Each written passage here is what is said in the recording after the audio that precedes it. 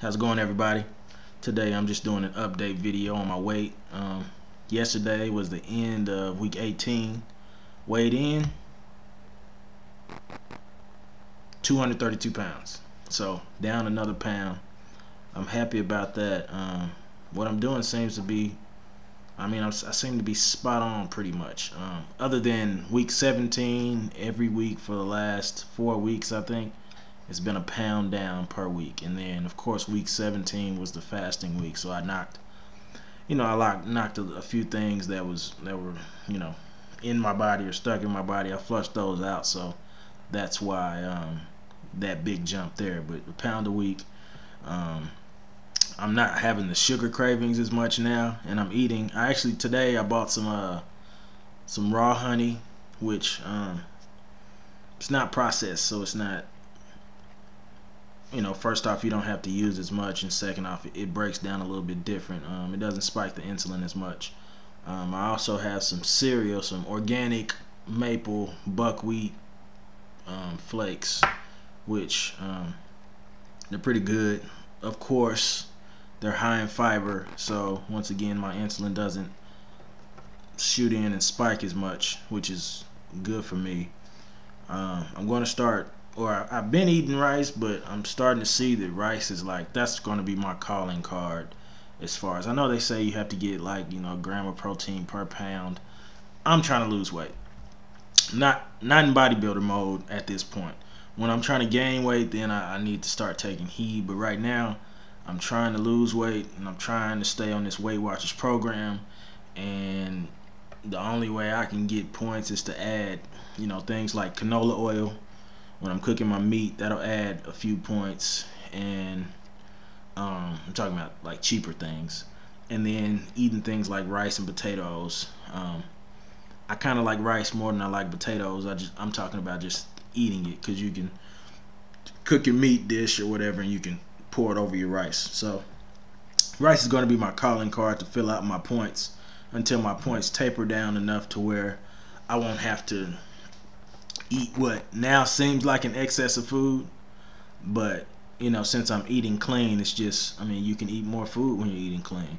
So that's just what I have to do. I can't continue just spending a lot of money on meat. Meat is expensive right now, so I'm not going to do that. But I am going to add more rice to my meals. I'm still staying away from the bread, still staying away from the chips and French fries and things like that, because that's killer in the diet.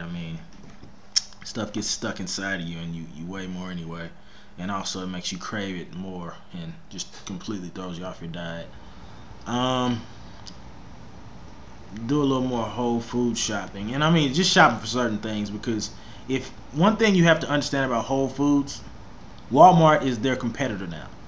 So some things that you can buy at Whole Foods, you can buy the same thing at Walmart, and you really have to take heed and pay attention to that. If you feel like the fruits and vegetables are a little more clean with less pesticides, then go there for that. If you feel like they have some specialty items, specialty canned items or whatever, you can go there for that. But other than that, just like the Arrowhead meals and things like that, you can go to Walmart and get that. All that type stuff. Just make sure you check. And not just Walmart.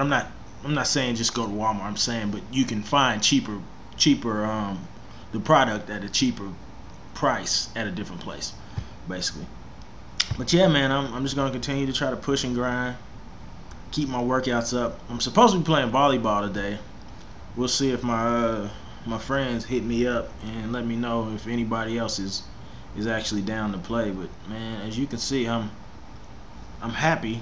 I think other things in my life I have to kind of formulate and put together as well. That's one thing you got to look at. You have a whole life, and that's why people get out of the mind frame of working out, because they're locked into it and everything else is on the back burner. If you got kids, your kids is kind of on the back burner a little bit, your family, and you can't go here, you can't eat that and do this and that. You have to balance it all. That's why I say, going in and just going hard on your workout and going hard on your diet right off top, that's cool, but it's harder to sustain, because then you have to infuse all these other parts of your life back in. And if you're thinking, well, if I eat some bread, I'm a failure, or if I don't work out this week, I'm a failure, then you're gonna quit. Like it wears on you. You're gonna quit. And I've learned over time that I have to gradually bring myself to a point where I can maintain all of my habits: eating, workout, sleeping. I mean, that's the big one for this week. Trying to get enough sleep. I mean, during January to April, I'll be on some crazy work weeks as far as the amount of time that I work. So I really need to start catching up on my sleep ahead of time. So once I get there, I can just hit the ground running, and my workouts won't be hurt, and my nutrition won't be hurt.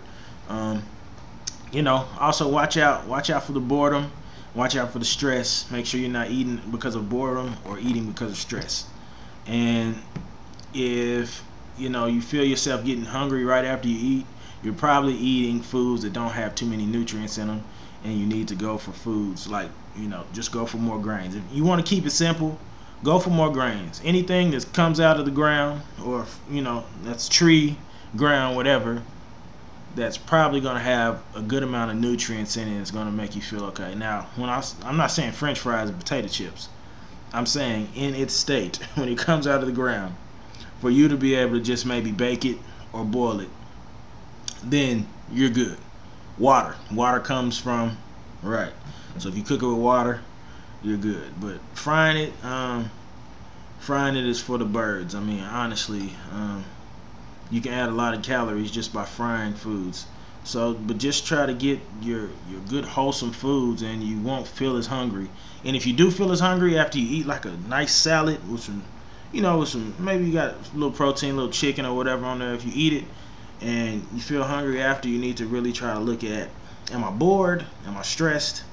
Or am I hungry? And you really need to try to train yourself to realize what you're actually doing, because you may just be trying to feed your boredom. It's just something to do. Like I say, when I talk to my friends about this, like sometimes eating is like a break from what you're doing. Like at work, you go to lunch, it's like, man, let me get out of here. Like it goes hand in hand. Let me get out of here and go to lunch. So you equivocate eating to just getting away from what you're doing, which is stress. Or what I'm saying, it could be as far as boredom too. Man, I don't have nothing to do. Well, eating can occupy your time, because every piece you eat, say, that sure tastes good. I mean, it just occupies your mind. I mean, it sounds funny, but that is what it is. But anyway, have a good week, y'all. All right, see ya.